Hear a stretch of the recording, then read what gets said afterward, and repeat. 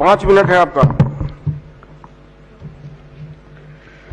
सभापति महोदय, आपने मुझे एक महत्वपूर्ण विषय पर बोलने का अवसर दिया है, इसके लिए मैं आपके प्रति आभार अभिव्यक्त करता हूं।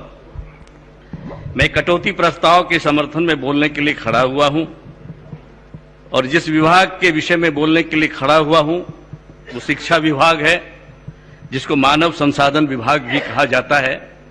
और सच यही है कि मानव संसाधन विकास और विभाग के माध्यम से ऐसी शिक्षा, ऐसी दीक्षा मिले जिससे कि यहाँ के नौजवानों को रोजगार मिले। लेकिन मुझको लगता है कि 15-20 वर्षों में इस व्यवस्था में कोई आमूलचूल परिवर्तन नहीं हुआ, बल्कि ऐसी है जिससे कि बेरोजगारी और बढ़ रही है। पूज्य बापू महात्मा गांधी ने कहा था कि करोड़ों लोगों का निरक्षर रहना इस देश के लिए कलंक और अभिशाप है, इससे मुक्ति पानी ही होगी। लेकिन दुर्भाग्य है और मैं भारी मन से कहना चाहता हूं कि व्यवस्था इतनी चरमरा गई है कि आज गांव में जो सरकारी विद्यालय है, चूंकि मैं ग्रामीण क्षेत्रों से आता हूं, मैंने नजदीक से देखा है, वहां अगर 100 बच्चे प्रथम वर्ग में एडमिशन लेते हैं तो वो हाई स्कूल जाते जाते 48% बच्चे स्कूल छोड़ देते हैं। थपथपा रहे थे पीठ अपनी, सत्ता पक्ष के कुछ माननीय सदस्य कह रहे थे कि हमने वहां साइकिल की व्यवस्था की है, पोशाक की व्यवस्था की है।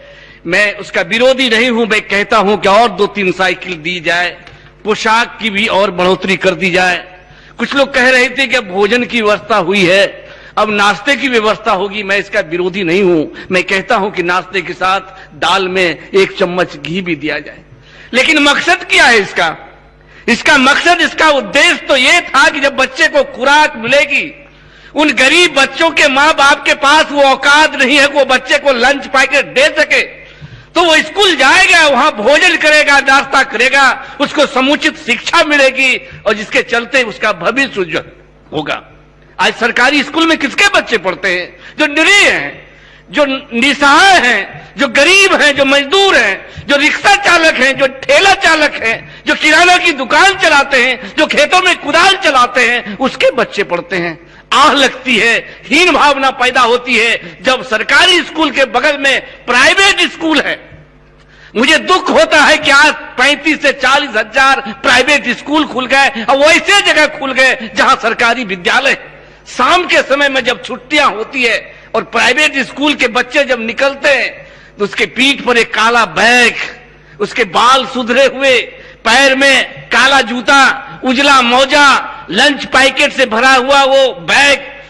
जब गरीब बच्चे, जब सरकारी स्कूल में छुट्टी होती है, उसके पांव धूल धूसरित होते हैं, उनके पांव उछड़े होते हैं, उसके कमीज की बटन टूटी होती है, उनके अंदर हीन भावना पैदा होती है। वो सोचता होगा अगर मेरी व्यवस्था अच्छी होती तो मैं भी प्राइवेट स्कूल में पढ़ता। यह स्थिति उत्पन्न हो गई है। डॉक्टर कलाम जो भारत के पूर्व राष्ट्र शिक्षा मंत्री थे, उन्होंने कहा था कि अगर गरीबी से निजात पाना चाहते हो, अगर मजबूरी और बेरोजगारी से मुक्ति पाना चाहते हो, तो उसका एक ही हथियार है और उस हथियार का नाम है शिक्षा। लेकिन 15 वर्षों में उस हथियार की धार मुड़ गई है, वो भोतर हो गया है, शिक्षा की स्थिति खराब हो गई है। हम लोग भी सरकारी स्कूल के विद्यार्थी रहे, हम लोग भी सरकारी स्कूल मिलती थी। सर लोग तो चौकस होते ही थे, बच्चों को भी चौकस करते थे कि बड़ा डिसिप्लिन मेंटेन करना, अनुशासित रहना, शिष्ट रहना, सभ्य रहना, देखना डिप्टी इंस्पेक्टर आते हैं कुछ उल जलूल नहीं बोल देना। उस समय जब डिप्टी इंस्पेक्टर आते थे सीधे क्लासरूम जाते थे, लड़कों से पूछते थे टेबल का स्पेलिंग क्या होता है, टीचर का स्पेलिंग होता है, ये सारी चीजों की जानकारी वो लेते थे। लेकिन दुर्भाग्य है सभापति महोदय कि आज जब डिप्टी इंस्पेक्टर आते हैं तो क्लासरूम नहीं जाते, वो वर्ग नहीं देखने जाते, बल्कि वो ऑफिस जाते हैं और उस ऑफिस में पठन पाठन की कोई बात नहीं होती, उपस्थिति की कोई बात नहीं होती, छात्रों की स्थिति की बात नहीं होती। सिर्फ और सिर्फ ये बात होती है कि आप बताओ इस महीने में कितना तेल खर्च हुआ, कितना मसाला खर्च हुआ, कितना दाल खर्च हुआ। इन तमाम बातों से उनको अवगत कराना पड़ता है। और दुर्भाग्य तो तब होता है जब वो छात्र बातों के बीच में जाते हैं तो पठन की बात नहीं करते कि आज की पढ़ाई क्या हुई है, बल्कि ये पूछते हैं कि बताओ आज खिचड़ी में चोखा मिला था कि नहीं। ये पूछते हैं। जब शिक्षालय ही भोजन तो महात्मा गांधी के सपनों का क्या होगा, क्या होगा उसका भविष्य? आप जरा गौर करिए। और यही कारण है कि 1,50,00,000 नौजवान, जो 15 से 35 वर्ष का नौजवान है, वो अपने बूढ़े बाप को छोड़कर, बूढ़ी मां को छोड़कर, जवान पत्नी और बीवी को छोड़कर, बहन को छोड़कर, छोटे छोटे बच्चे को बिलखते छोड़कर वो बिहार से बाहर दिल्ली, पंजाब, हरियाणा में दर दर की ठोकर खा रहा है। और यही कारण है कि शिक्षा गुणवत्तापूर्ण नहीं मिल रही है। सही कहा कुछ लोगों ने, मैं उनकी बातों को दोहराना नहीं चाहता हूं।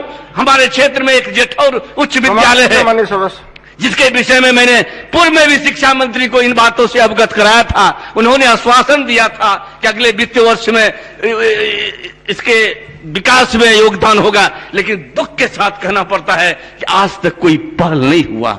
इसलिए मैं शिक्षा मंत्री से भी आग्रह करना चाहूंगा कि थोड़ा आप गंभीरता से इसको देखिए। जब बच्चे पढ़ेंगे नहीं तो उसकी भूखमरी दूर नहीं होगी, उसकी बेरोजगारी दूर नहीं होगी। माननीय सदस्य, इसलिए मैं सिर्फ और सिर्फ यही कहना चाहता हूं कि गजब की बांसुरी बजती है वृंदावन बसैया की, गजब की बांसुरी बजती है वृंदावन बसैया की, करूं तारीफ मुरली की या मुरलीधर कन्हैया की। सरकार अभी व्यवस्था यही है, किसकी तारीफ किया जाए। आपने मुझको समय दिया है, बहुत बहुत धन्यवाद।